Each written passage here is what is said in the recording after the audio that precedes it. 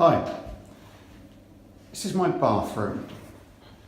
Now, I moved into this house a couple of years ago and it was built in 1883.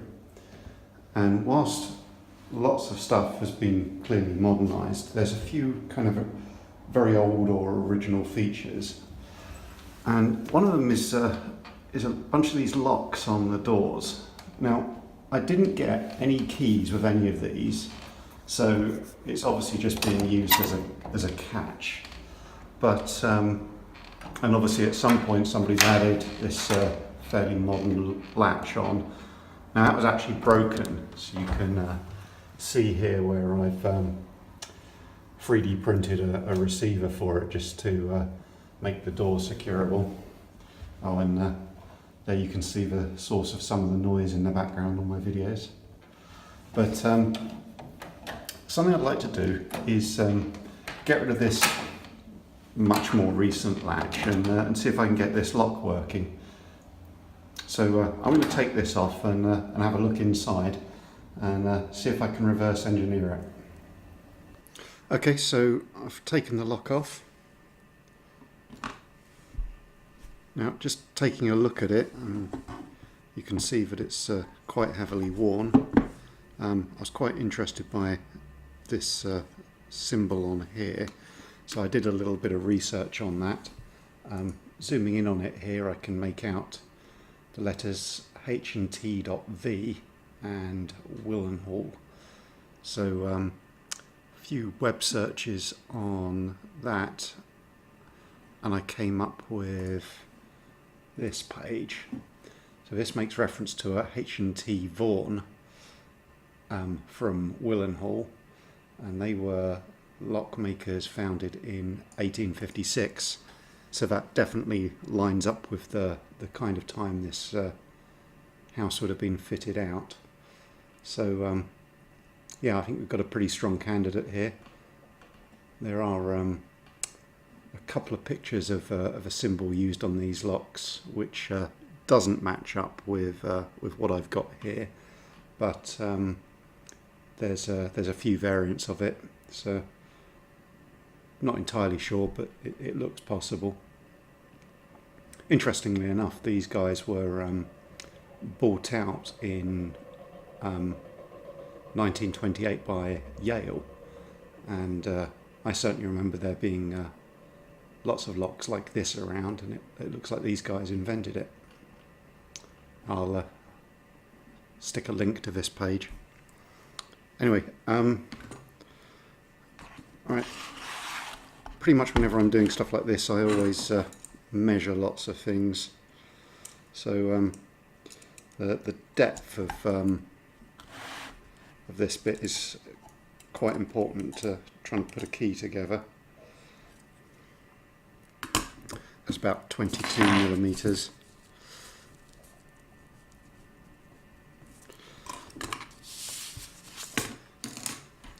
Another thing I always find quite useful is seeing what other keys I've got. Now, this key came from the lock on the porch in this house, and this looks like it pretty much fits. It obviously doesn't turn. That would have actually been a little bit embarrassing because it made this whole mission redundant. But on both sides, it looks like it lines up with the hole. So that's actually pretty good because that gives us something to measure. But it doesn't turn. We're going to have to open this up.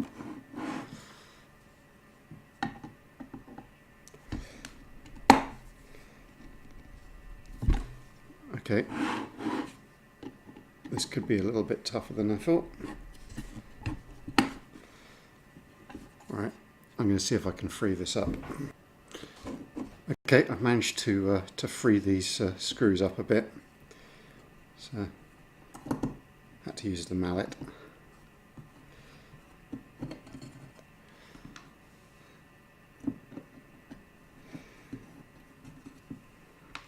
Now, I've got no idea what this is going to be like inside.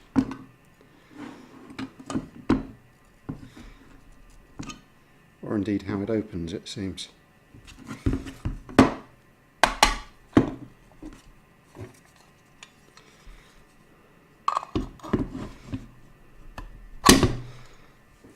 Okay, I'm actually used to this kind of stuff lifting off the back once you've undone the screws.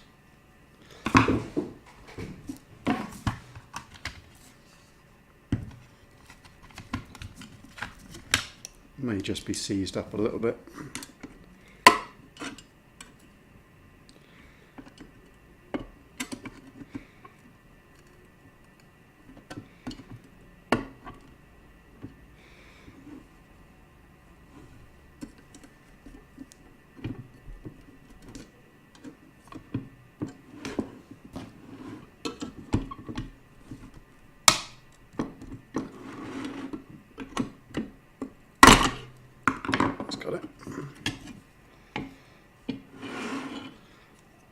Okay, so I could see from the outside there were bits of junk inside.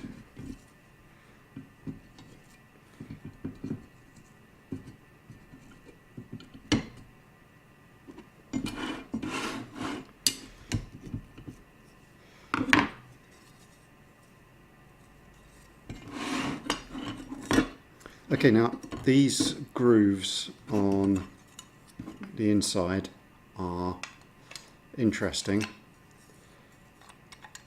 They're obviously immediately stopping this key from turning. Now if you look inside a modern lock, you see levers that are pushed by the grooves in the key, and I've seen on one previous lock I've opened up where what it had was these cut grooves, which they intersect with grooves cut on the outer part of the key here, and they prevent the incorrect keys from turning, but it obviously doesn't provide a very high level of security compared with the more modern designs.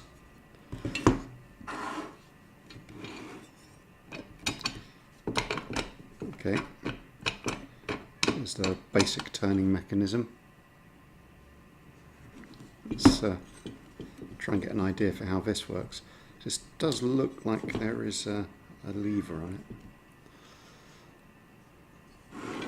I'm going to try and find a brush to clean this up a little bit.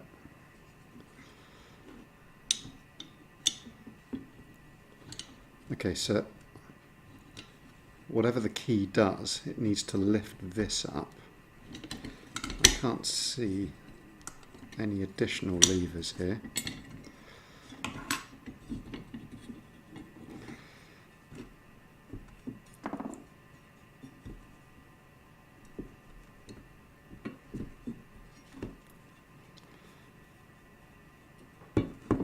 Okay, I was wondering for a second if there was some kind of attachment that's been lost, but that's actually just where this was attached.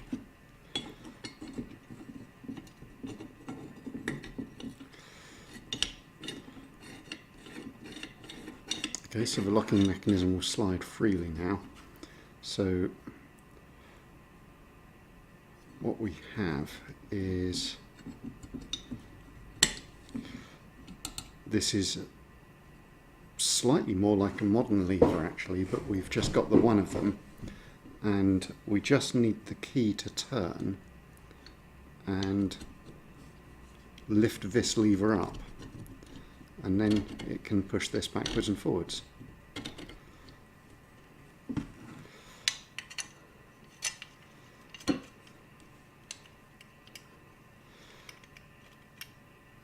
Okay, so if we look at this key, which I can use for some measuring, it's clearly too long.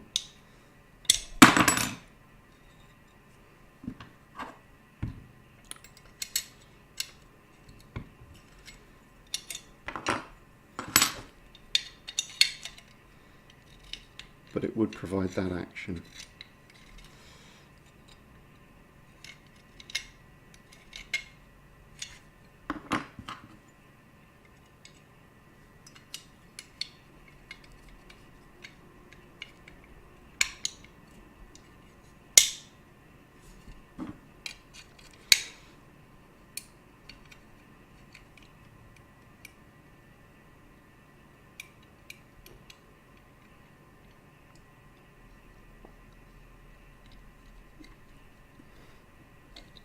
Okay, so this key is deceptively close to being able to open this lock.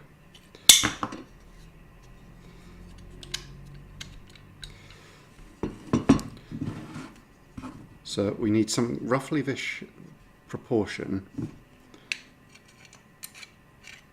It needs to be short enough to actually get over here so it can start to push this up. And it needs to have the shaping to get over these bits here. Okay, I'm going to need to do a bunch of measuring here.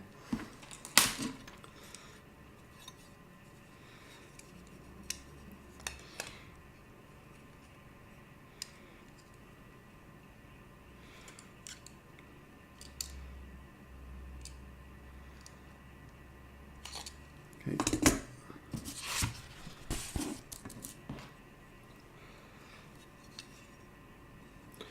So, looking from the side, we've got a raised bit on the outside, and then we've got a shaping on the interior.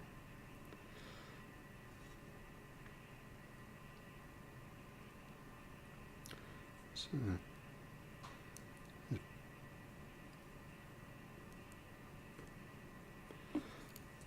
it's kind of like that. So from here to here is 6.35 millimeters.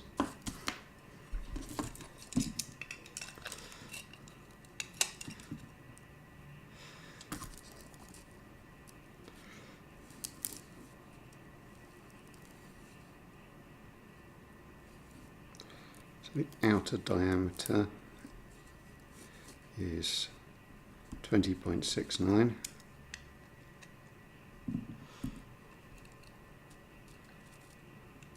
That is 17.3.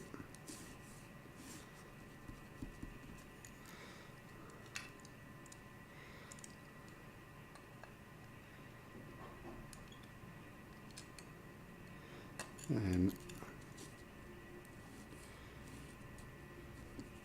14.3.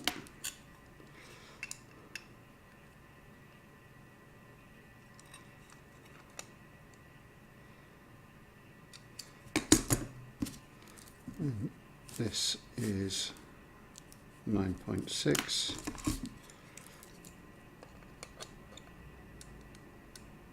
And 6.5.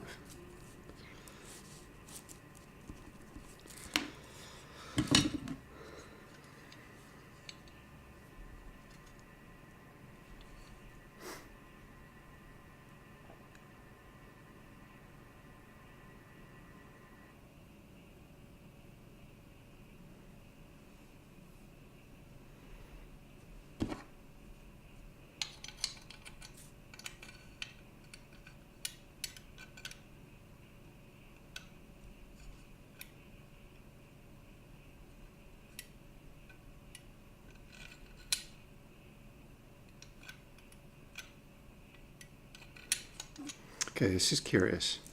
If you see on this key, there is a tiny little notch right here where the key's been worn away. And that lines up with this plate here.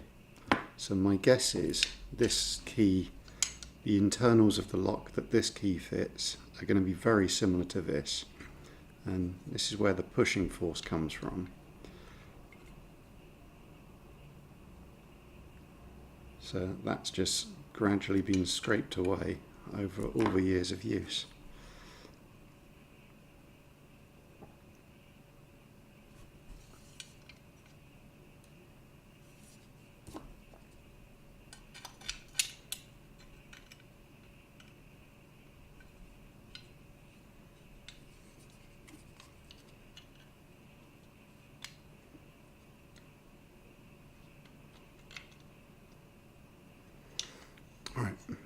Now, in order for this key to turn, it needs to be at least long enough for this notch,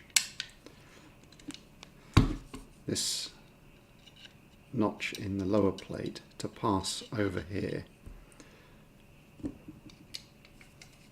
But at the same time, it needs to be, the top of the key here needs to be short enough such that it's actually going to engage with this. So at the moment we're just going to be slamming into the end there.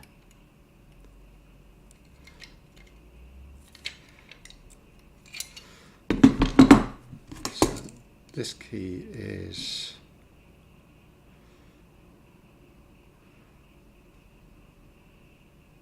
approximately 13.8 long.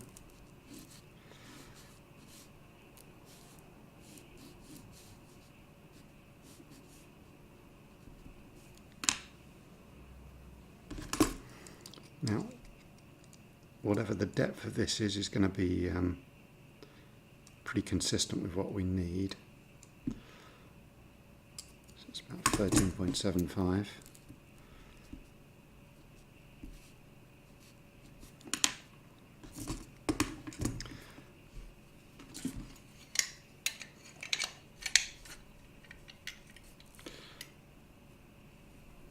I reckon we need to be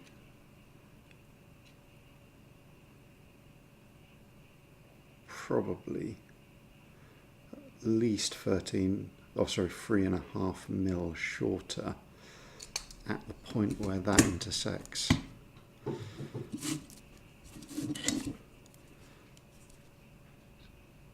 So we need to cut out about 3.5 to 4 millimeters.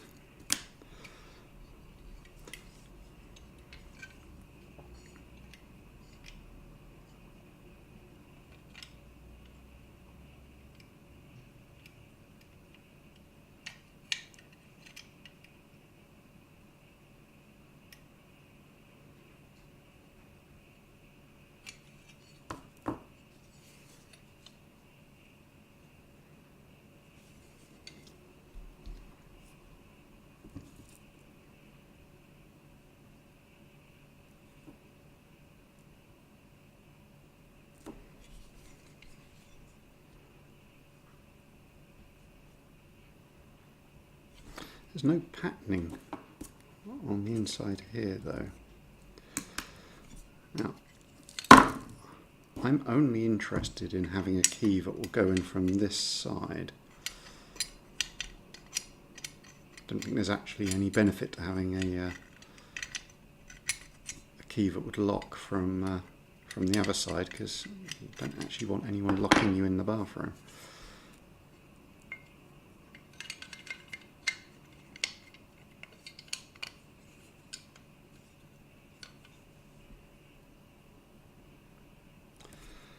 I just need to find some way of measuring the depths.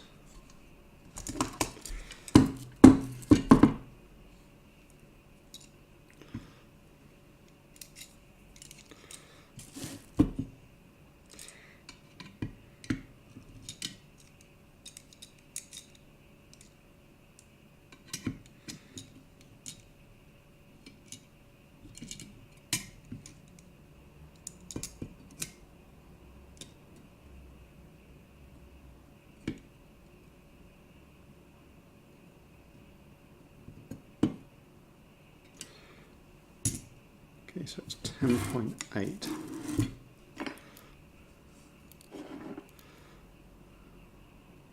From the inside plate to there. And we kind of have to assume that that's flat with here, if you were to reverse it.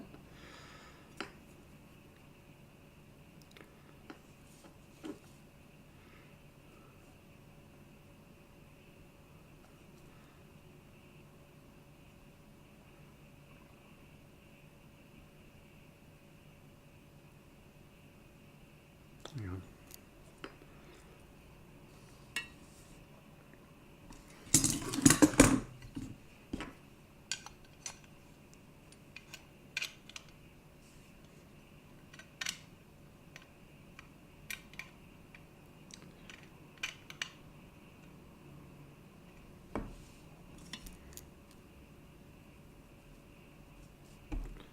So that needs to be probably slightly under 10.8.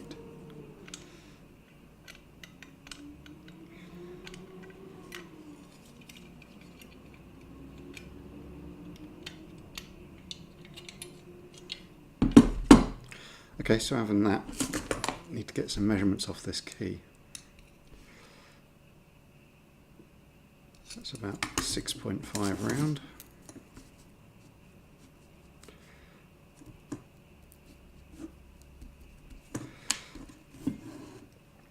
Now, one thing you will see is on these keys, you have this little lip on the key, which is what stops the key going in too far. So you do need to take a lot of your measurements in relation to that.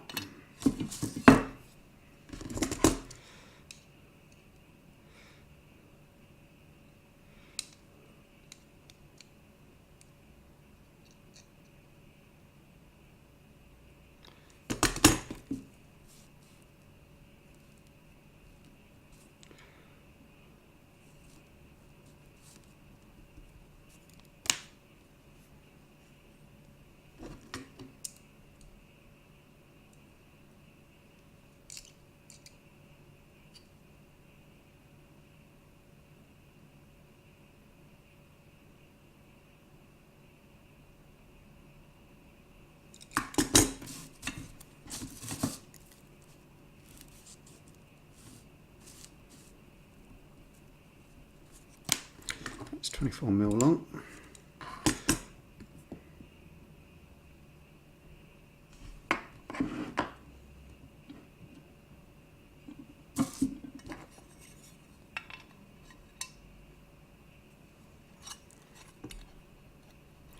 Okay, so now we need to look at this shaping here. Now, the key's going to come in and then it needs to try and turn. So a shape that is in here, or at least enough of an approximation of it, needs to be cut out of the far end of the key. So that's effectively round here. That means we're not going to have an awful lot of metal here to strengthen it. And more to the point, with a 3D printed key, a lot of plastic. So I'm not sure we're going to be able to have an entirely plastic key that works with this this particular lock, but we can work out the profile in plastic.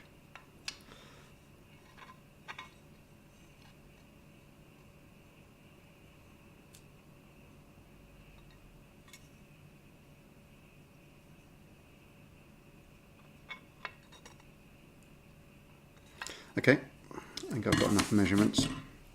Need to load up the 3D design software and see what I can do. Okay, so I've roughed out a few bits of the key here. So I've avoided you having to watch me fumble my way through this, but now I'm just going to try and construct the profile. Now this is the main action portion of the key. I've made that 4mm thick, which will hopefully give the plastic a little bit of strength.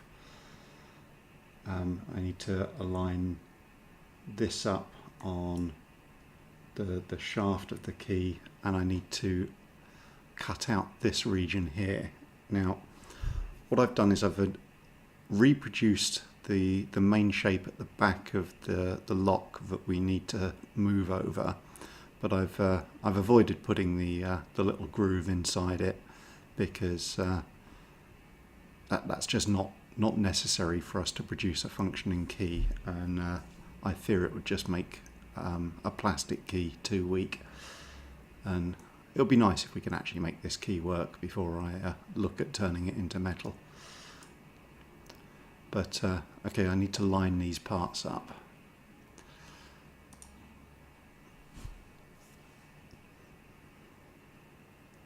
So I'm actually going to make a couple of temporary bits of material.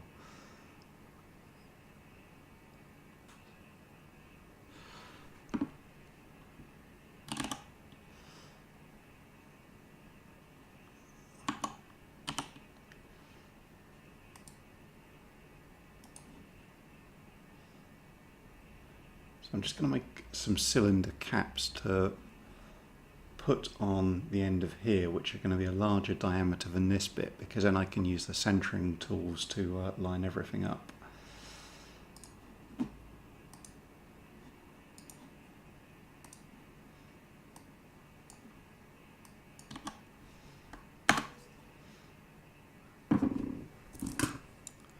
So now any delays here are basically me just going back to the my template key with the measuring calipers. Okay, so this is 5mm thick and we want 22mm between them. So I need to raise this one up by 27mm.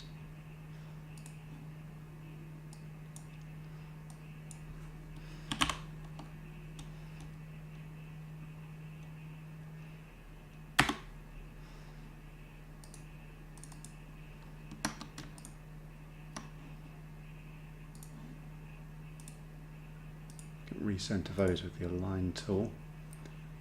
Now I'm going to merge those into a single object.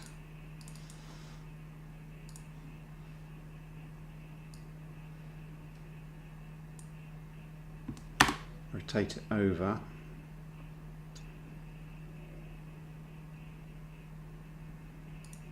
I need to do the same with that.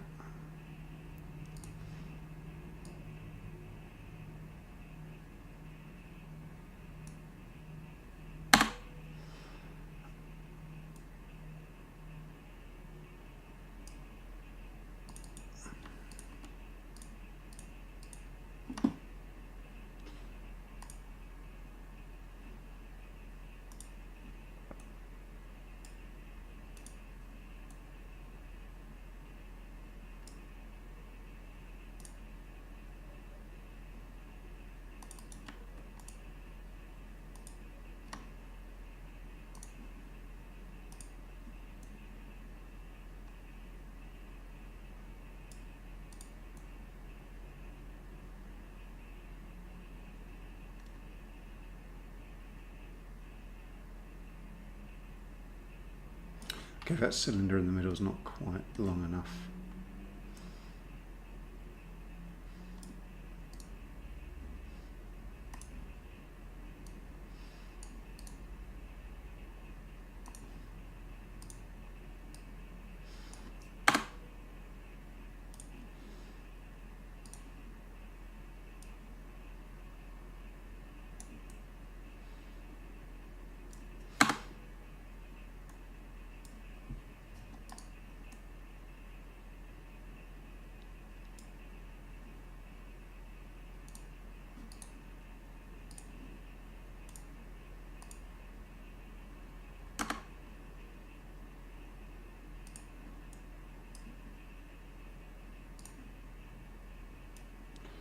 Get that out of here for now.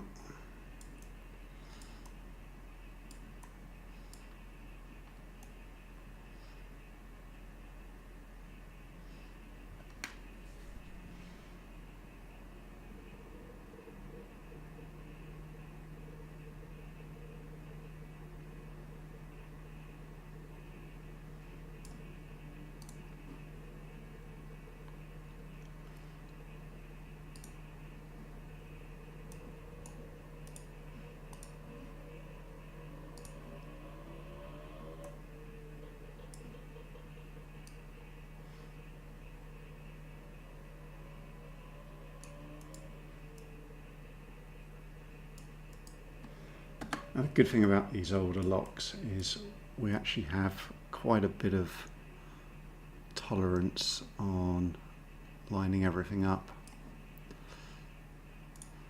It's mostly the stuff we have to worry about most is the depthing. So the the alignment along this axis, whereas the actual the thicknesses and lengths perpendicular to that, we've got quite a lot of tolerance in the design of the lock.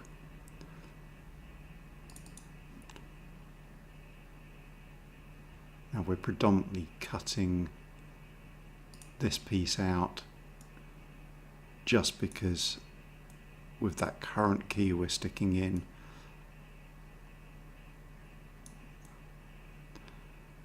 it prevents us from physically turning the lock.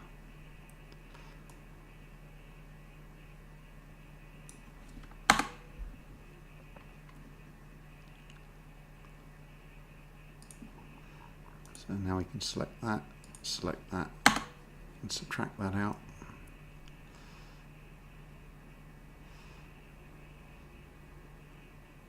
Now, if we wanted the key to work from both sides, we could mirror this shaping over to this side. But as I say, we don't actually want to produce a key that can lock the bathroom door from outside. So I think that's actually a pretty good position to be in. Now I wish I'd made these cylinders here larger so I can use the centering to incorporate this.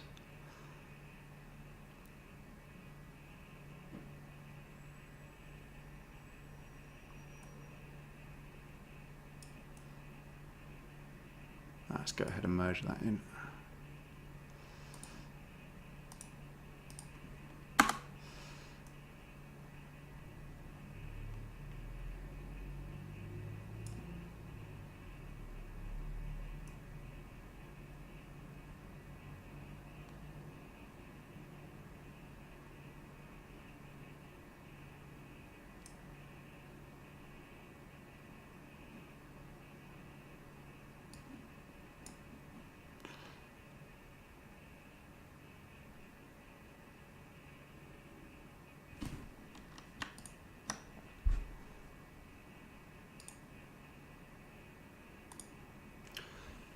Okay, so that's not lining up quite right because of the cylinder positioning, but we can do that by eye in a minute.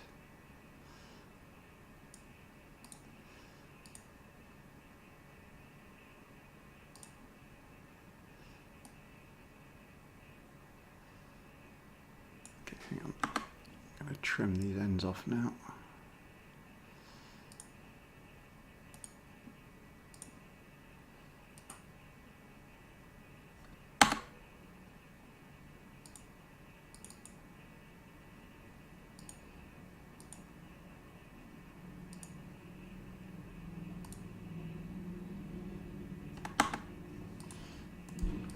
Why is that not working?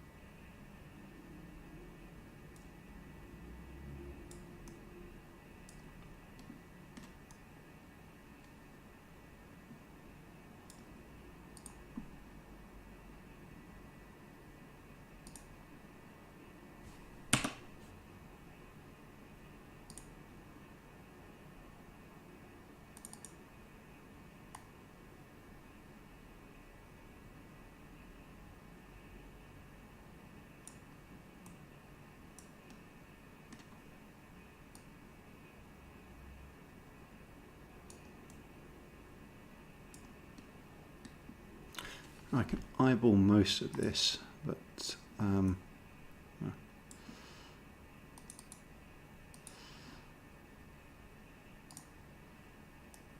the thing that really matters is where this little collar ends up. because that's what's going to stop the key from pushing in too far, and will therefore matter to how everything lines up.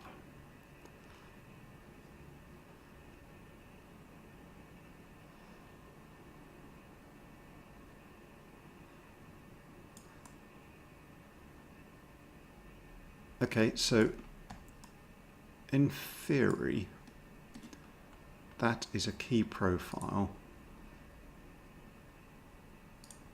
that should be able to open the lock. I've made this slightly shorter than the other key.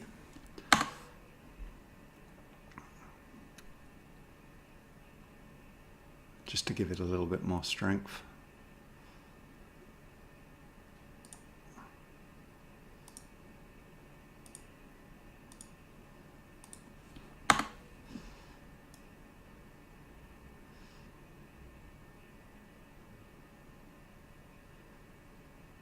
Okay,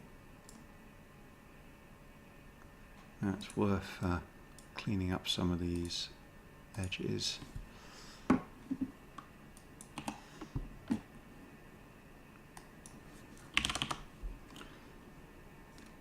So if the edges are sharp, it's just going to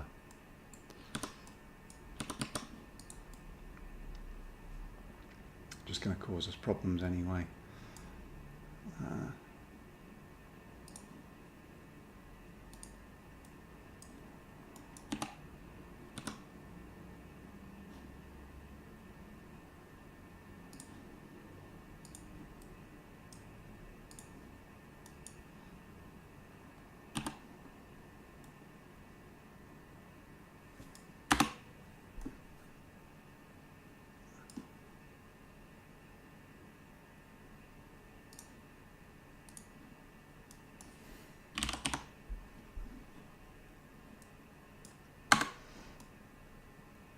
Okay, the last big thing we have to worry about is this is not an object that's going to print successfully, because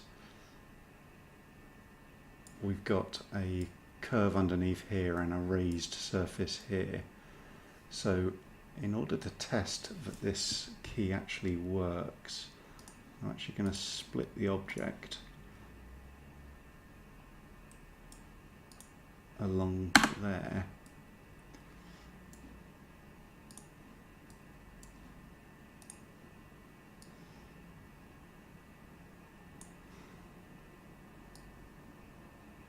What I can do is print that out separately. This doesn't have any overhangs that would cause us a major problem. If I print these out together, I can probably test it fine without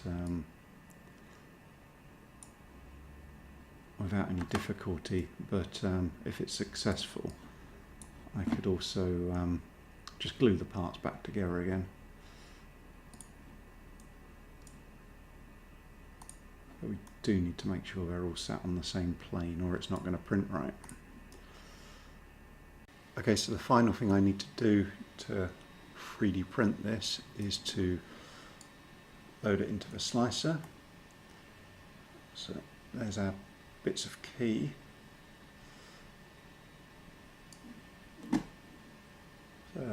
0.2mm PLA, that will do.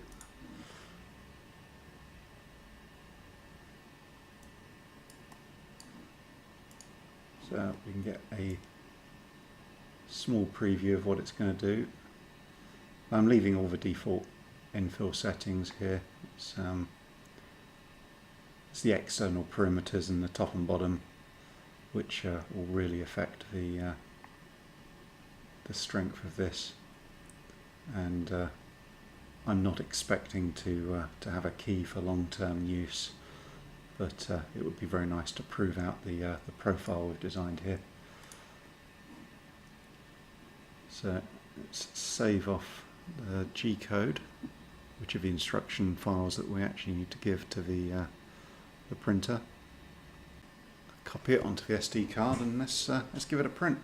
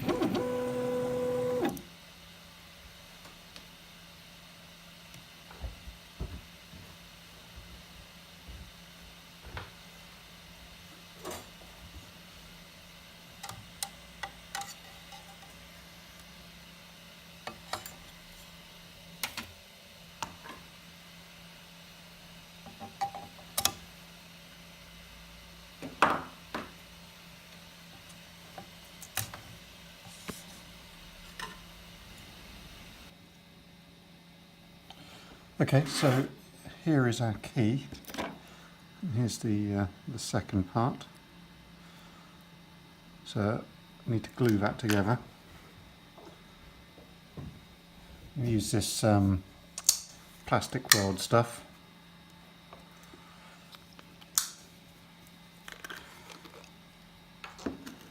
Now this is actually a solvent weld, so what it will actually do is very slightly melt the material, and you end up with a bond that's very, very strong.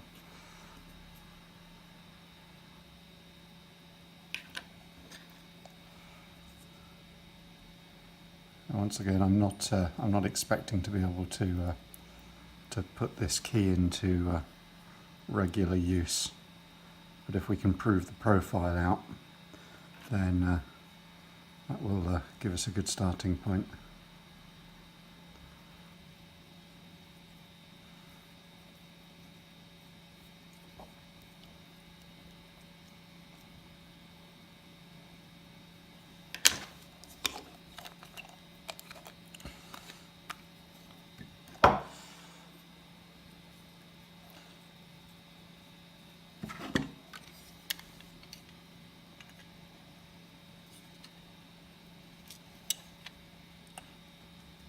Okay, it's a slightly tight fit.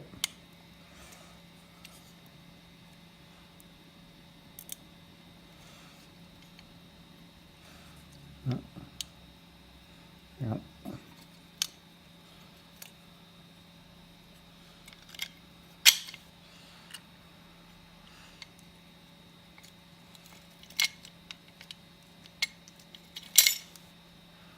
Okay, that appears to work at first glance.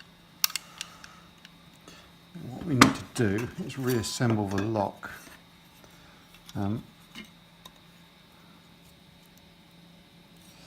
Okay, so here's where we might have a problem.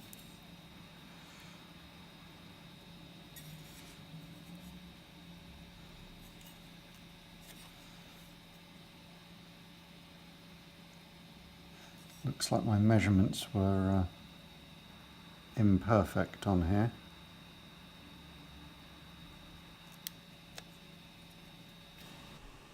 I think I'll probably just edit this directly.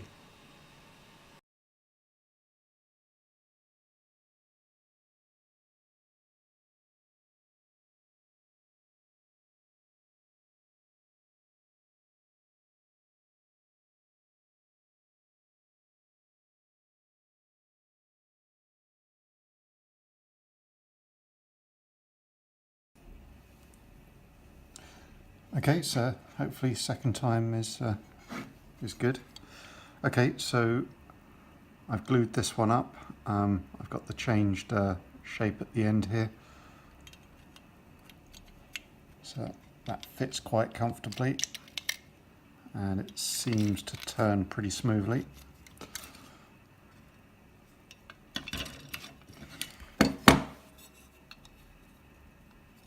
Also turns quite comfortably on top of the shape here.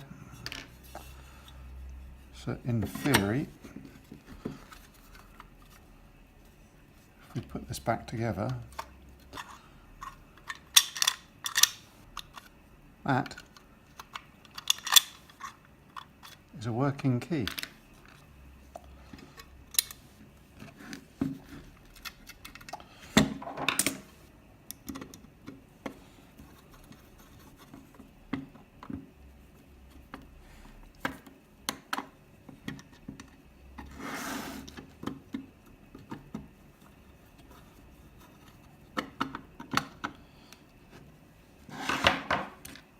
Okay, so now I've got a key that will actually lock and unlock that. Now that doesn't actually take very much force.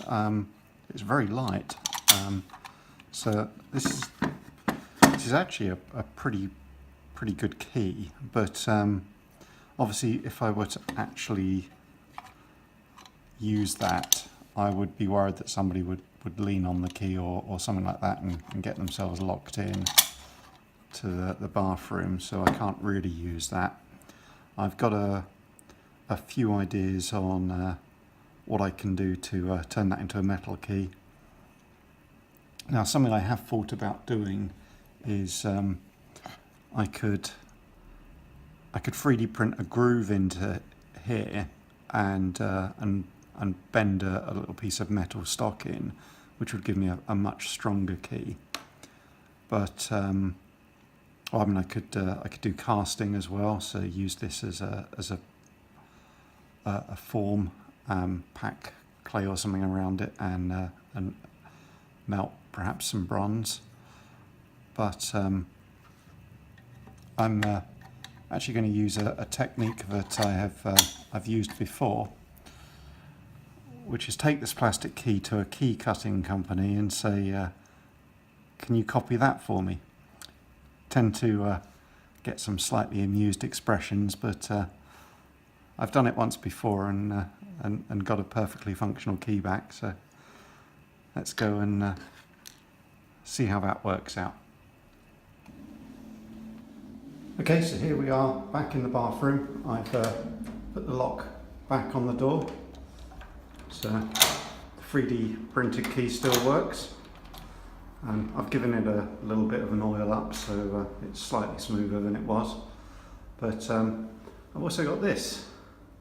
So this is the copy I've just had made from a commercial key cutting place down the road.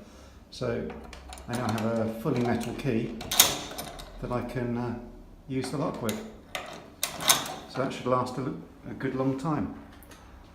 Now, I'm going to remove this old metal work over the next couple of days and tidy up the side down by the receiver. But I'm quite pleased.